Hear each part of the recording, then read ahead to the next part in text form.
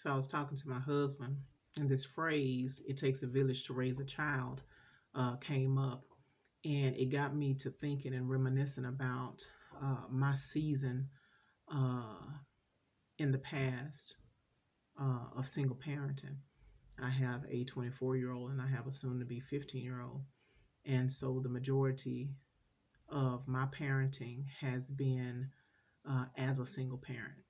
And I remember a time when I had both of my daughters and I was working on a job, and as a temporary employee, it was like a 3-year contract.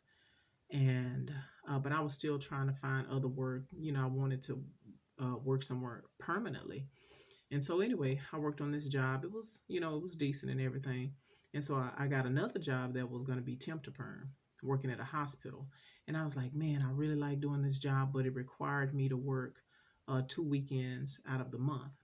And if you don't already know, during that time I was married, but my husband at the time was a drug addict. And so I could not entrust him to help me care for my children or any type of support. And so I knew that I was not going to ask him for support on those weekends. That was not an option for me. And so I asked my mother and one of my sisters. My manager at the time, she says, well, I can't have you working no weekends. But I can work with you, and you can only work one Saturday a month. It will be a 10-hour shift.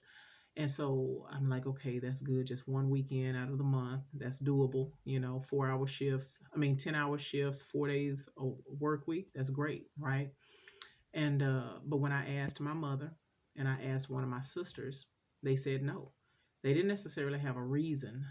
Well, I'm sure they did. They had their own reasons why they didn't want to help me, but they didn't express that to me. And honestly, they didn't have to.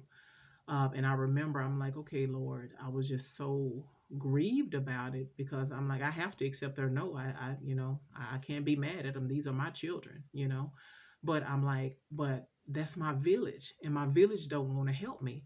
And I honestly believe that it had more to do with the fact that I was still in that marriage. And so it's like, well, if you have that man and he can't do anything for you, I'm not going to do for you what he's supposed to be doing for you.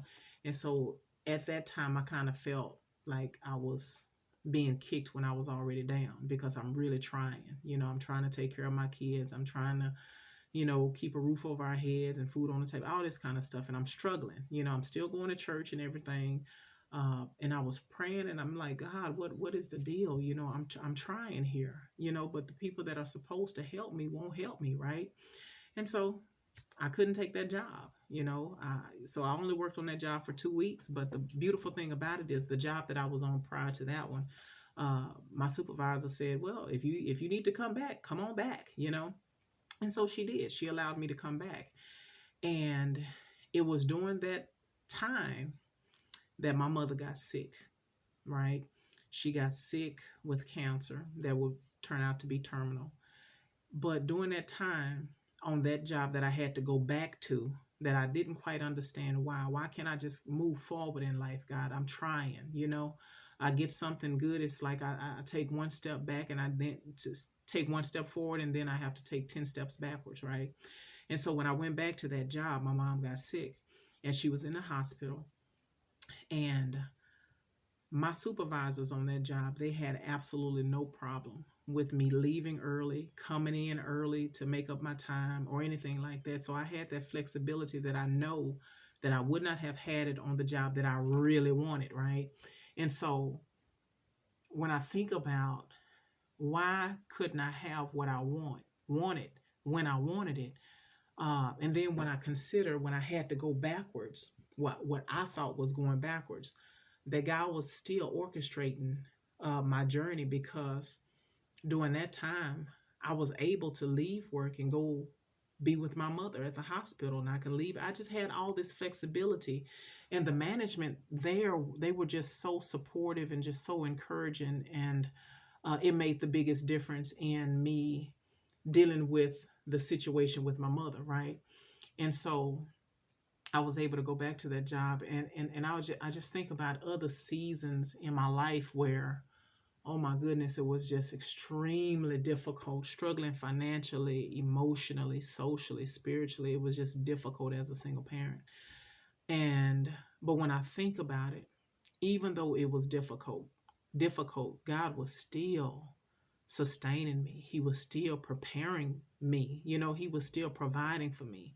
Even when I didn't understand how he was choosing to do it, because I'm trying to, put legs on my prayers, and I'm trying to walk in faith and do everything that you're requiring me to do, God, but it doesn't seem like I can catch a break. And I have tons of stories where God, when I tell you, when God blessed me, it was one of those, when I say nobody but the Lord kind of blessing. It's like, okay, you had nothing to do with that. But, just me reflecting on those dark days, because they were very dark. I mean, I still have, when I think about where I was during that time, it still brings tears to my eyes, because I know how much I struggled trying to take care of my children, and dealing with a drug addicted spouse, and the financial struggle. And if some of us other people know what it's like to be married but still a single parent, because you're still doing everything by yourself. You have no help. And my village wouldn't even help me. And so I developed this mindset, and thankfully God always provided me with a job where um, I worked daytime and I could pick up my children. I didn't work on the weekends. And I prayed for that all the time, all the time. I have another story about that too. But anyway, I guess my whole point is, even when I didn't necessarily understand the hardship, when I look at it, and I understood it back then, that God uh, orchestrated everything that I went through, because He saw ahead of where I was, and had to orchestrate the course that would provide me with everything that I needed. And so, I don't know if anybody is in this place, but I'm telling you, when you commit your life to God, and you find yourself in a low place, and you really don't know what to do, and you don't know how things will work out for you, I'm trying to tell you that when you truly serve God, I'm not just talking about going to church. I'm not talking about just this a lot of this stuff that we do, this religion and this church life. I'm talking about real relationship, intimate, committed, sacrificial, holy living before the Lord. I'm telling you, God will do some things for you that just make you just moan sometimes, because I've been there. And so, even when you don't understand what He's doing, you can still trust the process. And I remember one time I prayed to God. I said, "Oh God, I just want to sleep tonight." I was so stressed out because of a situation. And I said, "God, I don't have childcare in the morning. I don't know what to do. I need to go to work, but I don't have childcare, because I cannot allow this man to watch my children. I cannot do it." And I said, "I don't know what I need to do. I'm clueless. But when I lay down tonight, Lord, I just want to sleep." And I tell you, that was such sweet sleep. And by the end of the day, that following Friday, I had 100% childcare for both of my children, you know, and that was nobody but the Lord. So my encouragement is, if you're going through, make sure that you're living right. Make sure that you're obeying God. Make sure that your relationship with Him is in touch. Don't just get caught up in going to church, because God always takes care of His children.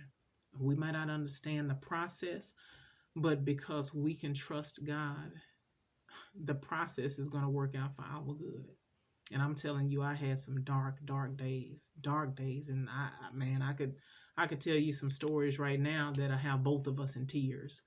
But God is faithful. God is faithful to His own, and there is absolutely no better place to be than in a committed, holy, living relationship with God.